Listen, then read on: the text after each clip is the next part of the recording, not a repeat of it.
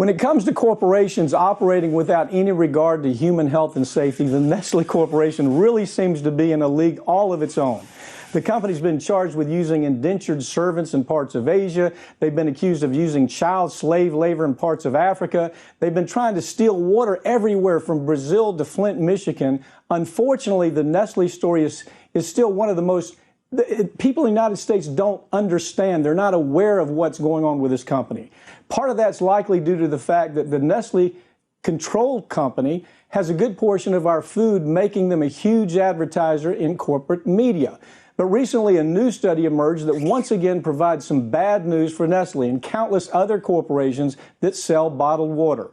Researchers have found that most bottled waters contain huge numbers of particles called microplastics, with Nestle's Pure Life bottled water containing a staggering 10,000 microplastic particles per liter.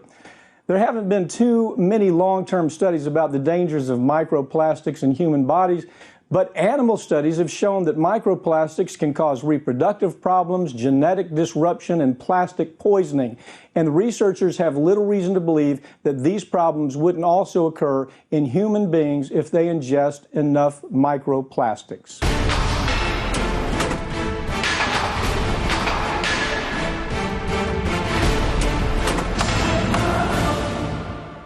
Joining me now to talk about this is Lee Camp, host of Redacted Tonight here on RT America, an all-round very smart guy.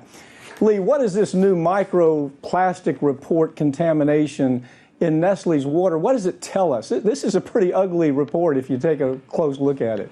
Yeah, Mike, thanks for having me on. I mean, I guess we shouldn't be surprised that these bottled waters that we've all been drinking for decades now are not really the best way to take your water in.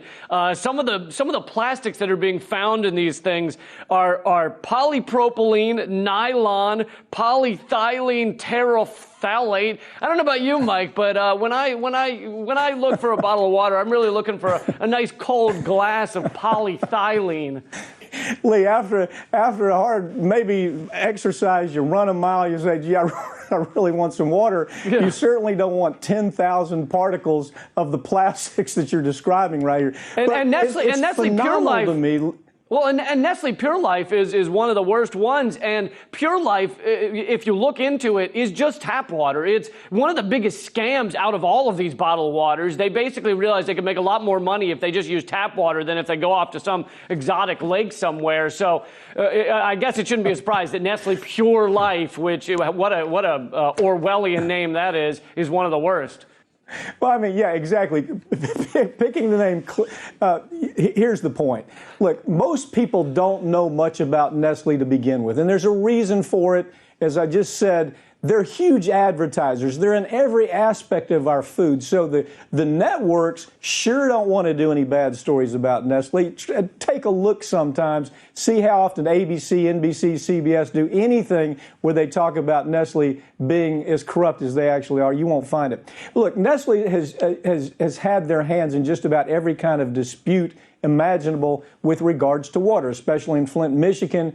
Can you tell us what the company has been up to in Flint, of all places, where people are already in a disastrous kind of way where it comes to the quality of the water? Yeah, Flint, Michigan has gone like 1,000 days now with tainted water. Apparently, it is getting a little cleaner recently, but Nestle is near there in Michigan, extracting amazing amounts of water, making a lot of money. They make between $500,000 and $1.5 million a day from the water they extract near Flint, Michigan, and they pay, get this, $200 a year for the right to steal that water. And now, just recently, this month, a bill has come up in the Michigan legislature where they're trying to make it easier for these corporations like Nestle to steal the groundwater. They're basically signaling to corporations, hey, we're going to make it as easy as possible for you to steal our water from our people here in Michigan. We're open for business. Come take it all. And they're also trying to make it more secretive. The bill that they want to get through would make it so that this extraction process would be would get away. FOIA requests couldn't even get the information as to whether this water is being tainted, how much of it's being taken. So it really is just a massive extraction, taking it from the people that live there in Michigan.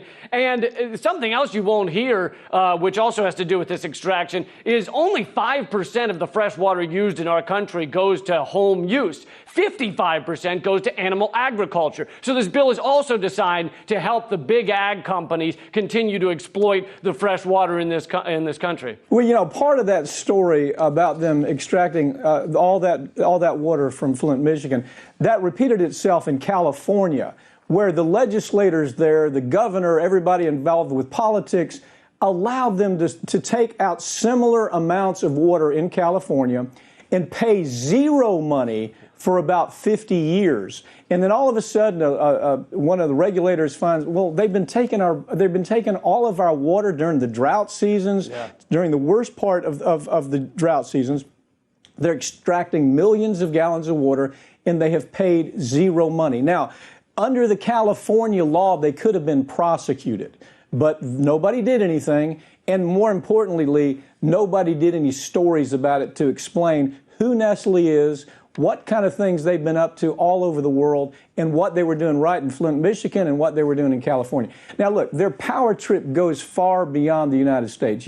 You recently did I thought it was an exceptional report on Nestle's activities in Brazil. Tell us that story. It's a pretty sobering story. People need to pay attention to how corrupt this company actually is. Yeah, Nestle, and I'll get to what Nestle said directly to me in a second here. Nestle, along with other companies, Dow Chemical and Coca-Cola and Anheuser-Busch, are all part of the effort to privatize the Guarani Aquifer, the second largest clean water source, fresh water source in the world. And they were apparently, according to reports, they were in advanced talks with Brazil's president, who's dealing with corruption scandals of his own, to do that privatization, this conglomerate. Now, when you look a little deeper into it, they're all those companies, Anheuser-Busch, Dow Chemical, Nestle, are all part of the 2030 Water Resources Group.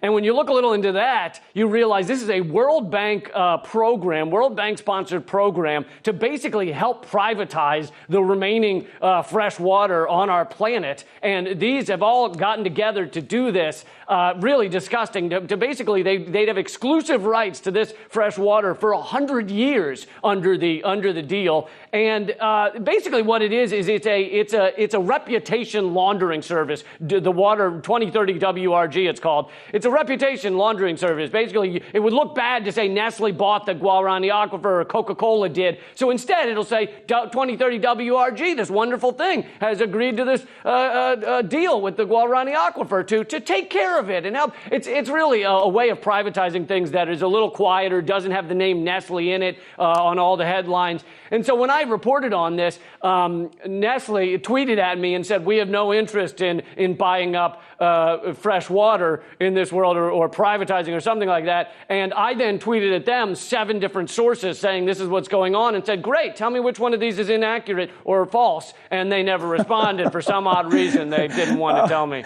Well, you may remember it was I think it was about 3 years ago where a revolution in South America actually almost started because of corporations coming in trying to privatize their water. Ecuador. And it was so bad that, I mean, there was a million people in the street.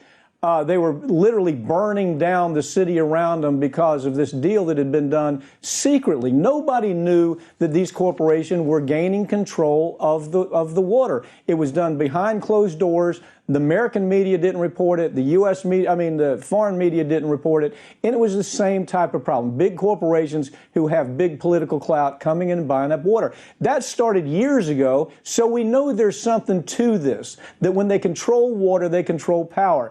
In South Africa, as I don't know if you followed this story, where a household is only given 20 gallons of fresh water a day.